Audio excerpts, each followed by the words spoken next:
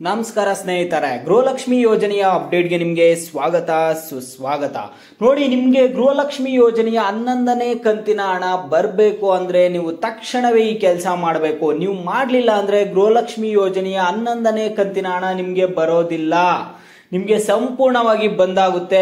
ಈ ರೀತಿ ತಕ್ಷಣವೇ ಈ ಒಂದು ಕೆಲಸ ಆದ್ರೆ ನೀವು ಮಾಡಲೇಬೇಕಾಗುತ್ತೆ. ನೀವು ಏನ್ ಮಾಡಬೇಕು ಏನು ಅನ್ನುವಂಥದ್ದನ್ನ ಈ ವಿಡಿಯೋದಲ್ಲಿ ತಿಳಿಸ್ಕೊಡ್ತೀನಿ. ಎಲ್ಲರೂ ವಿಡಿಯೋ ಕೊನೆವರೆಗೂ ನೋಡಕ್ ಟ್ರೈ ಮಾಡಿ. ಅದಕ್ಕೆ ಮುಂಚೆ ಯಾರು ಚಾನಲ್ ಅನ್ನು ಇನ್ನೂ ಸಬ್ಸ್ಕ್ರೈಬ್ ಮಾಡ್ಕೊಂಡಿಲ್ಲ, ಈಗಲೇ ಚಾನಲ್ ಅನ್ನ ಪಟ್ ಅಂತ ಸಬ್ಸ್ಕ್ರೈಬ್ ಮಾಡ್ಕೊಳ್ಳಿ. ಮತ್ತೆ ವಿಡಿಯೋಗೊಂದು ಲೈಕ್ ಆದ್ರೆ ಕೊಡಿ. ನೀವು ಕೊಡೋ ಸಬ್ಸ್ಕ್ರೈಬ್ ಲೈಕ್ ಇಂದ ನಿಮ್ಗೆ ಇದೇ ರೀತಿ ಕಂಟಿನ್ಯೂಸ್ ಅಪ್ಡೇಟ್ಸ್ ಆದ್ರೆ ಸಿಗ್ತಿರುತ್ತೆ. ಈಗಾಗಲೇ ಯಾರು ಸಬ್ಸ್ಕ್ರೈಬ್ ಲೈಕ್ ಮಾಡಿ ವಿಡಿಯೋ ನೋಡ್ತಿದ್ದೀರೋ ಎಲ್ಲರಿಗೂ ನನ್ನ ಒಂದು ಹೃದಯ ಪೂರ್ವಕ ಧನ್ಯವಾದಗಳು. ನೋಡಿ, ಈಗ ನಾನು ಡೈರೆಕ್ಟ್ ಆಗಿ ಟಾಪಿಕ್ ಗೆ ಬರ್ತೀನಿ. ನಿಮ್ಗೆ ಗೃಹಲಕ್ಷ್ಮಿ ಯೋಜನೆಯ 11ನೇ ಕಂತಿನ ಹಣ ನಿಮ್ಗೆ ಬರಲ್ಲ. ನಿಮ್ಗೇನಾದ್ರೂ ಹಣ ಬರಬೇಕು ಅಂದ್ರೆ ಈ ಒಂದು ಕೆಲಸ ಕಡ್ಡಾಯ. ಈ ರೀತಿ ಮಾಡಿದ್ರೇನೆ ನಿಮ್ಗೆ ಗೃಹಲಕ್ಷ್ಮಿ ಯೋಜನೆಯ ಹಣ ಆದ್ರೆ ಬರುತ್ತೆ. ತಕ್ಷಣವೇ ನೀವು ಈ ಒಂದು ಕೆಲಸ ಆದ್ರೆ ಮಾಡಬೇಕಾಗುತ್ತೆ. ಓಕೆನಾ?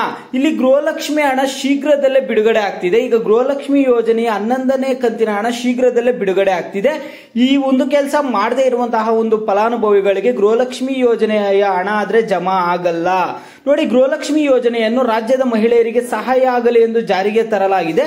ಈ ಒಂದು ಯೋಜನೆಗೆ 1 ಕೋಟಿಗಿಂತ ಹೆಚ್ಚು ಮಹಿಳೆಯರು ಗೃಹಲಕ್ಷ್ಮಿ ಯೋಜನೆಗೆ ನೋಂದಣಿ ಮಾಡಿಕೊಂಡಿದ್ದಾರೆ.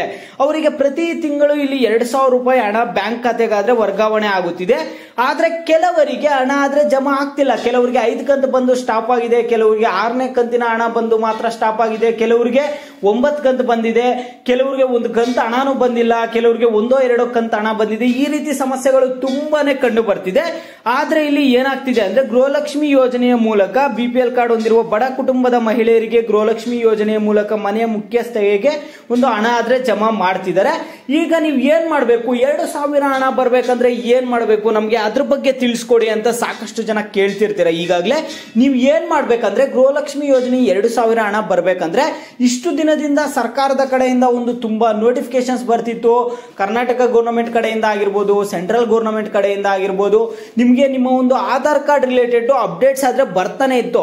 ಯಾರು ತಲೆಗೆ ಹಾಕೊಂತಿರ್ಲಿಲ್ಲ, ಯಾಕಂದ್ರೆ ಇದ್ರೆ ಇರ್ಲಿ ಬಿಡಿ ಅಂತಿದ್ರು.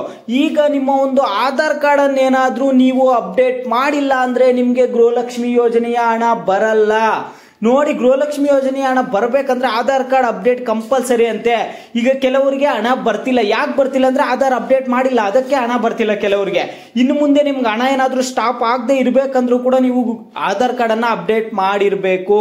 ಯಾರು ಆಧಾರ್ ಕಾರ್ಡ್ ಅನ್ನ ಅಪ್ಡೇಟ್ ಮಾಡಿರ್ಬೇಕಂದ್ರೆ ಕಳೆದ 10 ವರ್ಷಗಳಿಂದ ಅಪ್ಡೇಟ್ ಮಾಡದೆ ಇಟ್ಕೊಂಡಿರುವಂತಹ ಒಂದು ಫಲಾನುಭವಿಗಳು ಏನ್ ಮಾಡ್ಬೇಕಾಗುತ್ತೆ ಅಂದ್ರೆ ಆಧಾರ್ ಅನ್ನ ಅಪ್ಡೇಟ್ ಮಾಡಬೇಕಾಗುತ್ತೆ.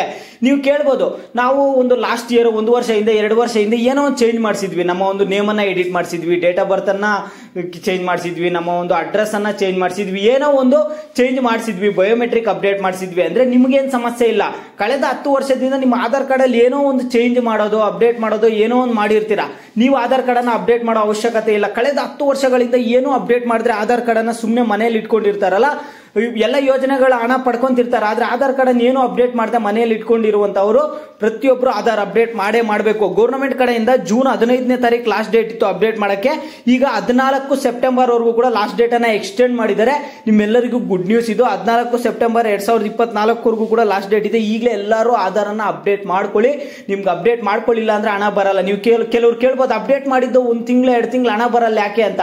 ಅದು ಅಪ್ಡೇಟ್ ಪ್ರೋಸೆಸ್ ಅಲ್ಲಿ ಇರುತ್ತೆ. ಅದರಿಂದ ಮ್ಯಾಕ್ಸಿಮಮ್ 1 ತಿಂಗಳು ಹಣ ಆದ್ರೆ ನಿಮ್ಗೆ ಡಿಲೇ ಆಗುತ್ತೆ. ಗೃಹಲಕ್ಷ್ಮಿದಾಗ್ಲಿ ಅನ್ನಭಾಗ್ಯ ಯೋಜನೆದಾಗ್ಲಿ ಅಪ್ಡೇಟ್ ಮಾಡಿಸಿದ್ಮೇಲೆ. ಆದ್ರೆ ನೀವು ಅಪ್ಡೇಟ್ ಮಾಡಿಸದೇನೆ ಇದ್ಬಿಟ್ರೆ ನಿಮ್ಗೆ ಕಂಪ್ಲೀಟ್ ಆಗಿ ಹಣನೇ ಬರಲ್ಲ, ಬಂದ ಆಗುತ್ತೆ.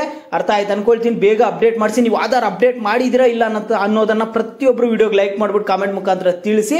ಮತ್ತೆ ನಿಮ್ಗೆ ಏನೇ ಡೌಟ್ಸ್ ಇರಲಿ ವಿಡಿಯೋಗೆ ಲೈಕ್ ಮಾಡಿ ಕಾಮೆಂಟ್ ಮುಖಾಂತರ ತಿಳಿಸೋದ್ರಿಂದ ಯಾವ ಟಾಪಿಕ್ಸ್ ಬಗ್ಗೆ ಹೆಚ್ಚಿಗೆ ಕಾಮೆಂಟ್ಸ್ ಇರುತ್ತೋ ಅದ್ರ ಬಗ್ಗೆ ನೆಕ್ಸ್ಟ್ ವಿಡಿಯೋ ಆದ್ರೆ ಬರುತ್ತೆ.